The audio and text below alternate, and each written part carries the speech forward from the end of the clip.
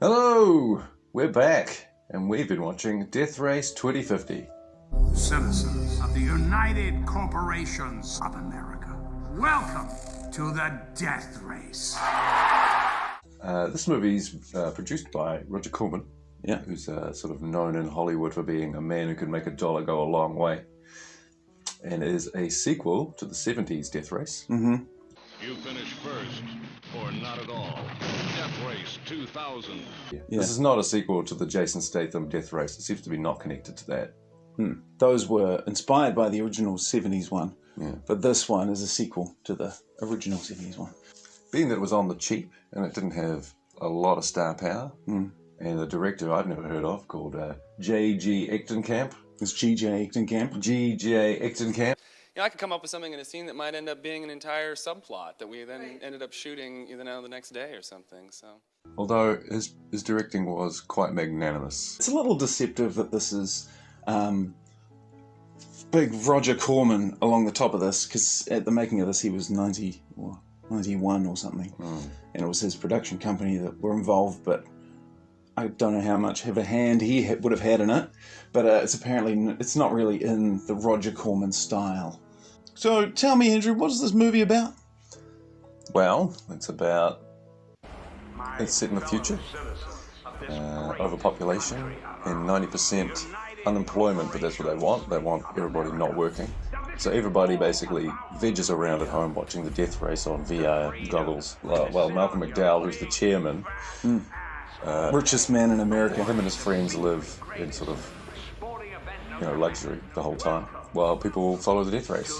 And it's basically a method of population control, as well as a way to keep them, to keep the numbers down and to keep everybody watching. We're out of mood whiz again. Honey, I'm trying to watch the Death Race. Everybody's just sitting in like dusty rooms where everyone's grey and old and no one's really up to anything. Yeah, and right at the beginning, Malcolm McDowell has a speech to the people, and he's saying how now they can just eat as much as they want and lay around and do nothing. It's all out in the open. It's all out in the open that people would just lay about. And people in the stadium are drinking drinks this size and eating from tubs of popcorn. And Freedom. The freedom to sit on your big, fat... And it looks like a crowd that's cut and paste, but I paused it, and it isn't. It's like a trick. So it's got like, say you're looking for one rotund Latino woman in a pink shirt. yeah, And you're like, oh, she'll be repeated. yeah. There's about 10 different Latino women who are around wearing the same pink shirt, but they're all different. But the biggest problem in this future is that people just live forever and ever and ever because they cured diseases, and it was a bit of a mistake to do that. And when we irradiated the entire population against cancer, well, that was probably a huge mistake. But anyway, having a lot of money, that would be a pretty magnanimous position to be in. List the races, go! The races, right, you had Perfectus, Jed Perfectus, Yeah. who was genetically engineered perfect man, who's quite imperfect. You have Frankenstein, who is through all of the Death Race movies. He's in this again. Who else you got? You got Tammy the Terrorist, who's an evangelical Christian who kills people for a living. And you have Minerva Jefferson, who's an actress slash rapper slash Death Race driver. And you got Abe, the AI car. Yeah, Drives itself. who's a sort of sex car for anyone who's in it. Yeah, a sex car who becomes sort of self-aware and confused.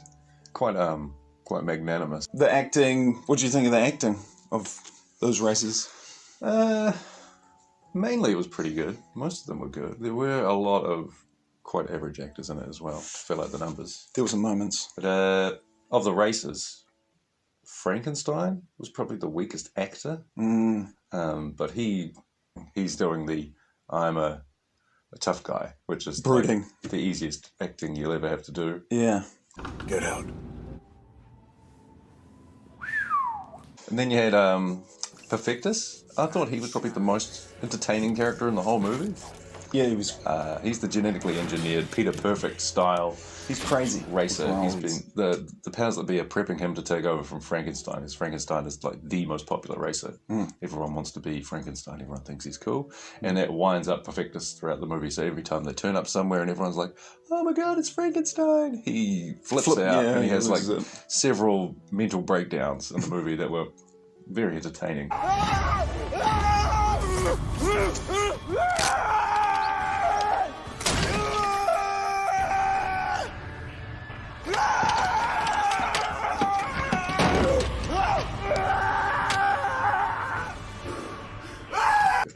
Malcolm McDowell, I thought, was quite good. He's the chairman, and he was the only really well-known actor, and I thought he did an acting job. Yeah, he was believable. He's a professional. He's played this character so many times. Yeah, that's right. Yeah, he didn't go over the top. He wasn't like super chewing the scenery or anything. He was more like just doing an acting job and with a normal level of enthusiasm. So he was good. He's always good. So the acting was okay. Oh, you can say that again, Mama. A lot of practical effects in this one, like almost no CG. I'm guessing on the low budget scale, like whenever there are explosions, they seem to be proper explosions set into the dirt. Yep. And there does seem to be a lot of things like a car is driving past at a slow frame rate, and they speed the frame rate up to get the car to drive faster. Yeah, there's a bit of that. Because it's clearly like a fake shell of a death race mobile set on top of like a small go-kart or something like that. So everything moves bloody slow, like in real time. But you can tell they've done things to the cameras and with the frame rate to try and make it look like things are going faster. And quite often that looks bad, but in this, it's all right. Once you are in the groove of watching it happening, and it does that right from the start. Yeah, you kind of get used to it, and at the end, you do believe that they are racing. It's not like I'm now at the end still thinking, well, that looks like a go-kart. Oh, I was invested. Oh, I wasn't at all. Really? I reckon one of the biggest letdowns in the whole movie were the cars. Every time you saw the cars, and every time there was a death scene with those practical effects, the car was there as well. So I was always the whole movie waiting for pieces to fall off the cars. Your heart isn't pumping when you're watching them race. Oh, no. So no, I felt no tension at all at any stage. But I definitely laughed a couple of times at some of the things that happened that were funny. It was supposed to be funny, and they were funny. Yeah. Comedy moments were funny. The movie wasn't taking itself too seriously, which was good. There's no way it could. Just wanted you to know that I really appreciated having both of you as my competition, and I wish you guys both the best. Thanks, Minerva. We wish you the best, too. It's clearly like done with an eye to the past. Yep. And with not much money. Yeah. But that means, if you haven't got much money, then everything else around the production of it has to be like pretty well oiled. Yeah. To get everyone to where they need to be and get all the shots you need, but without the money and the extra time you might have. Yes, planning would have been key. And I'd say that's where probably Roger Corman comes in. And that's what he's famous for is using very little money and making it go a long way. Yeah, and still making a low-budget film that's not terrible. That makes money. Pretty good. Yeah. He tends to always make money on his films. But, that it was in line that there was cheap sort of practical effects and the cars looked cheap and practical. So, yes, it took you out of it a little bit, but it was in line with the rest of the movie. Pretty much say to you, no, they are death race cars. Yeah, it's like you have to accept that. You have to accept as well in the movie that whenever a car hits anything or anyone, that person is dead. There's no line between alive and dead. There's no injured. No. It's like every person that gets tapped by one of those cars is written off as dead. And even if the car drives over them at like 5 Ks, it'll act like they got hit at 100 Ks and the person will split in half. Yeah, exploding people. Which is funny. I mean, they lean into that side of it. Yeah, the low-budget aspect allows for comedy. It does, yeah. And each one, I enjoyed every single one of them. Every exploding car, every exploding person was enjoyable. Yeah. Yeah, it's pretty good. It was magnanimous, I thought. Magnanimous. Jumping in on my joke. We're going to talk about our highlights. So, of course, there's going to be spoilers. All right, one of my best bits from the movie would be when part of the race was going on, and one of the characters ran over a group of people. I think it was Minerva. But anyway, the people went flying, and one of them flies through the window of an old lady who's knitting. So she's knitting away in the VR, and this ragdoll body comes flying through the window, and she is old lady reaction. It was a great moment. The end of the movie I thought was excellent, where Frankenstein wins the race and encourages the world to take off the VR and instantly the world fall into a gigantic murderous brawl. Now get up, turn off those headsets, and get into those cars. What about you? Do you have any best bits? Yeah, there's a few bits. Obviously, the one I mentioned earlier about Perfectus having his breakdowns. I thought those were always quite entertaining because he's such a whinge. He's so over the top. It's like a little. It's dramatic. He's like he's 14 or something. But he's always buffing on about how perfect he is, and he clearly has loads of mental issues. Yep. A couple of other ones were Minerva's song. I thought her song was pretty cool. It's like kill, kill, drive, drive, kill, drive, drive, kill the white people, drive, kill, drive. And there's a bit where they go to like the southern states of America, and she's like, oh no, like where's white people? So she's sort of like, try and change the beat so that the lyrics don't hit as hard. Drive, drive, kill the white people at the car. Well, at the beginning, Frankenstein is bigged up right at the start to be the big man who's the big racer who wins all the races, and you can't see his face. He's wearing this big long leather thing over his face and a helmet. And he's like the mysterious hero, you know.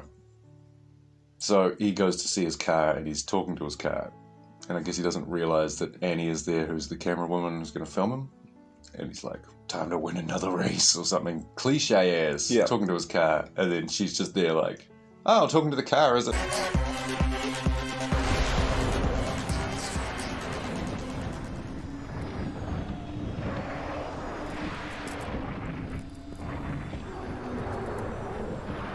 Ready for one last dance. Wait, stop. Stop right there. That's perfect. Talking in the car, that's great. He was fully embarrassed, and I thought that was one of the more magnanimous highlights of the movie. I'd say if there's a lesson, it's that, look out, we may have a post-apocalyptic future coming up. Look out. And it's not going to be as magnanimous as you think it will be. Who do you reckon this is made for? In terms of recommendations, man, I was going to say, I think it's made for an audience of people who enjoy B movies and who enjoy movies from the 80s. Yeah. But I thought it was entertaining. You'd be hard-pressed to want to go and see it at the movies. No. It is a relatively entertaining, it's sort of more like a lesson, I thought, like for people who have not much money on how to, the fact that you can make a movie with almost no computer graphics in the modern age. Yeah. And it will be accepted and respected. And it was entertaining. I have to give it that. It was entertaining. It was entertaining. In different ways to the Avengers, it had a personality, and it didn't feel like it was being a dick, to put it any better. What's a better way of putting that? It didn't feel like it was wasting my time. Yeah, it felt like it was made with heart and, with an eye to entertain people, not to rip people off. Yep, I was entertained. I laughed. I don't think I was that invested in any of the characters. There were a couple of cheap deaths. Like, I thought a couple of your main characters could have gone out in more heroic ways than just simply driving off a mountain. Yeah, there were far too many cliff deaths. Yeah.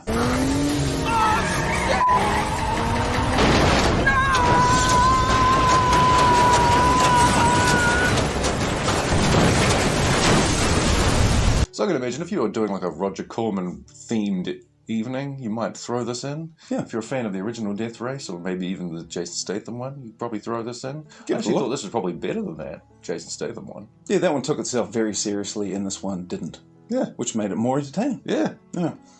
So, out of 10, I'd probably give it like a 6.5. I'd probably go about a 6 myself, but with a magnanimous seal of approval. Pretty good. So overall, Death Race 2017...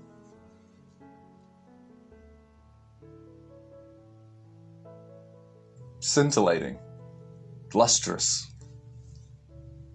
and magnanimous.